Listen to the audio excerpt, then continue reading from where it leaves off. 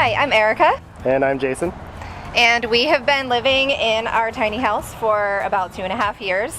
We have, since moving to Texas, named it the Texas Tiny.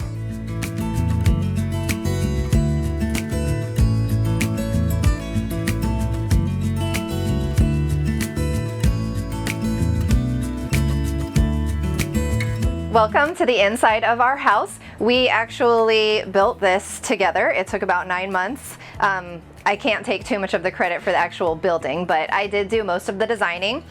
We'll start out by talking to you about our kitchen here. So we have a pretty good sized fridge, which I like because we have a lot that we need to keep in here, as well as things that we want to keep frozen. We use a microwave a lot. We have a white sink, which I really like the way it looks, but it does get stained pretty easily, so we have to make sure that we are keeping that clean. We wanted to get a kind of large sink so that we would have space for washing dishes. For all of our cabinets, we installed drawers, so nothing is hidden. You can pull it out, see everything. It makes everything very accessible and handy to be able to use and put away, and then you don't end up with that thing that you haven't touched in 3 years in the back of your cabinet. Yeah, and the last thing that you really want when you're trying to cook a meal is like crawling on your hands and knees to try to dig around the back of a cabinet. So yeah, it's real nice to have be able to pull everything out so you can see it and get it. A 2-burner induction cooktop, which is really handy, and it's not as deep as I thought it would be going into the countertop, so you actually still have room underneath to be able to store things underneath. And then up here we just have some of our kitchen storage. We have a crock pot, all of our dishes, and of course the most important part, you got to have your bar included there. And then one of the things that I really like that has been great for storage is underneath the kitchen, or underneath the sink, we have our both of our trashes. So we have the regular trash and the recycle, and it slides out of the cabinet, which is handy. Once I had been in another tiny house that actually had kitchen on both sides, I realized that it wasn't as narrow of a walkway as I thought that it would be, and it was plenty comfortable. This is a great prep space over here. And since adding this, that's added some countertop space.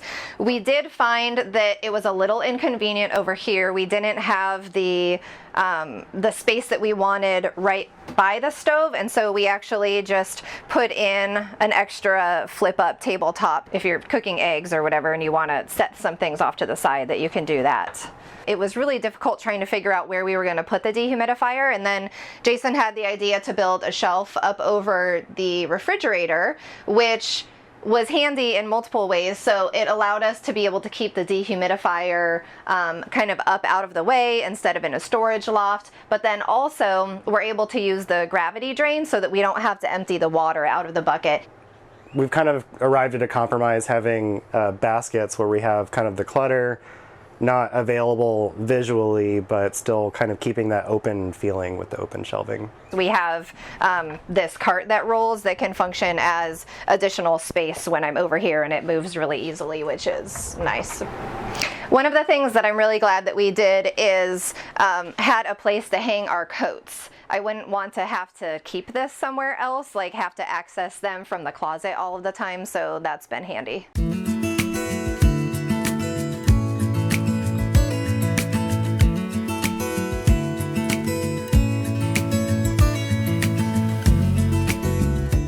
We built it together. I designed this. It took about a month to figure out how everything was going to work and make it all very functional. We were living in an older house, and we didn't really like how everything was older, and we wanted to have something that was all brand new without having a whole huge giant house.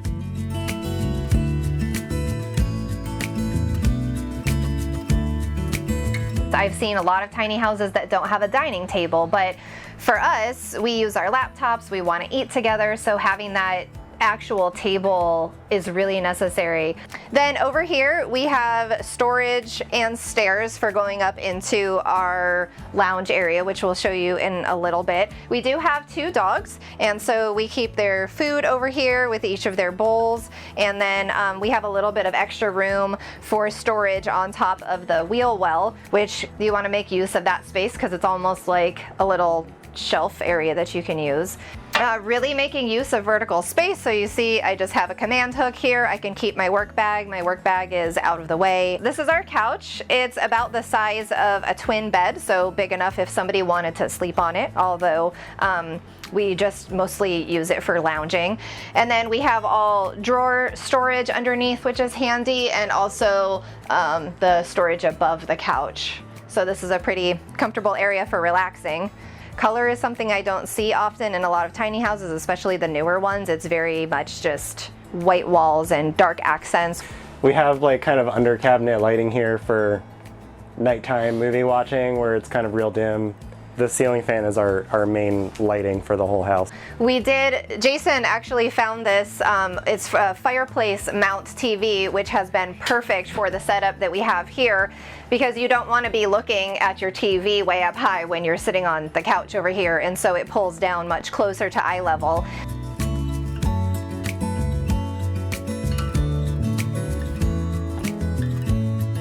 It takes forever to get rid of all your stuff. Like in your head, you're like, oh, I'm gonna donate some, I'm gonna throw some away.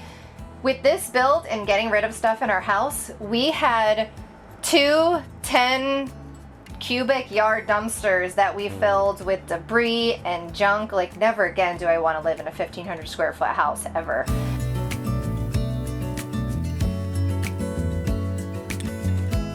This is our bathroom. It is spacious. People think of tiny houses as being a very small space, but if you lay it out correctly, you can actually have quite a bit of space. We have an all-in-one washer-dryer combo unit. If you're someone like me that's doing hair and makeup, you need to put your toiletries out.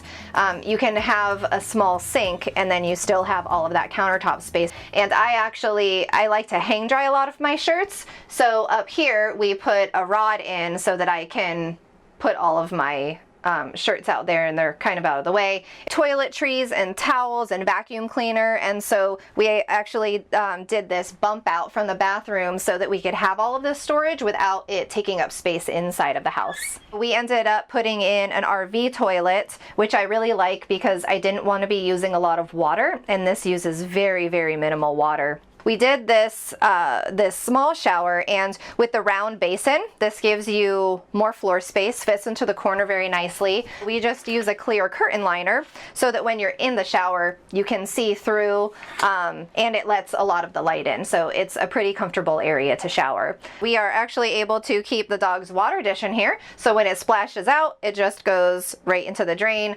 No more mess, no more having to have towels out and catching all of the water, so that has been handy.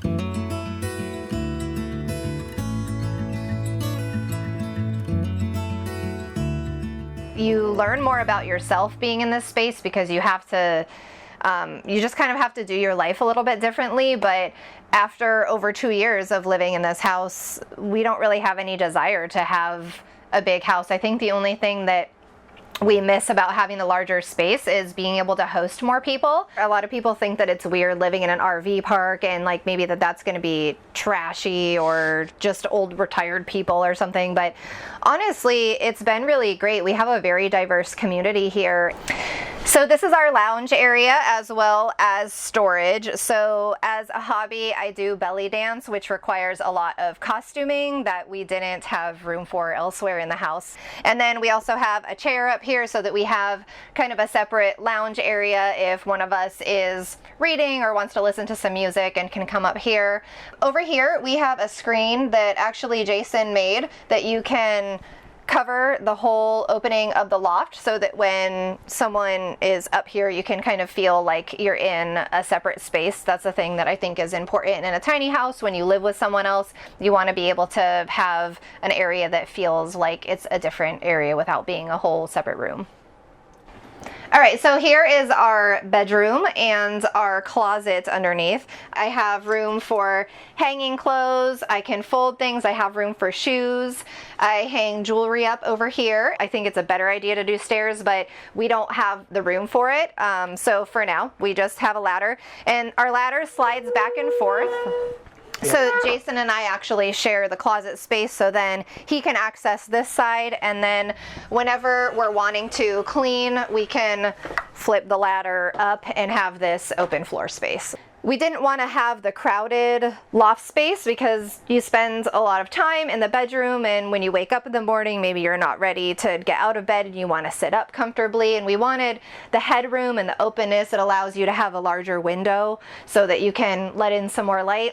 Storage cabinets above the bed, which has also been really handy. It's kind of awkward and it felt like it wasn't a separate space, and so we ended up putting up this section of wall, which has both made this feel like a separate space, but also it's still very open, so you don't have any visual obstructions.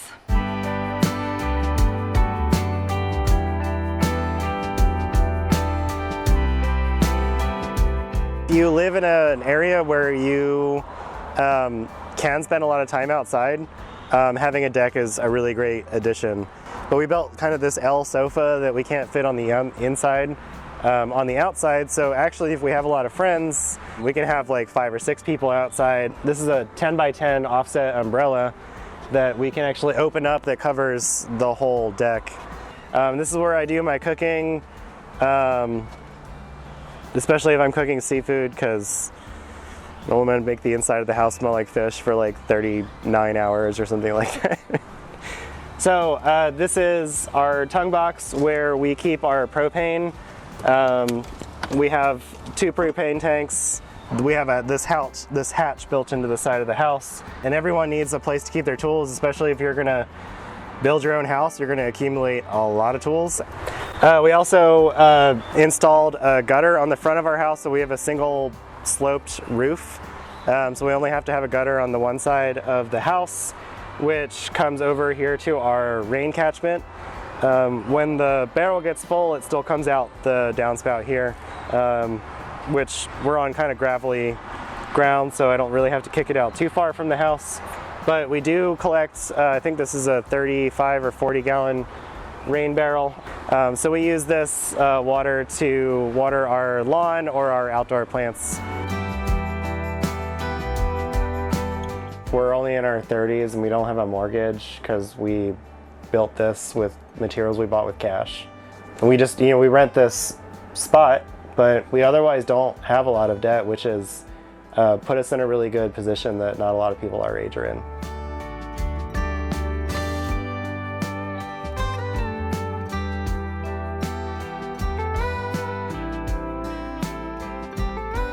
So thanks for joining us on the tour of our Texas Tiny.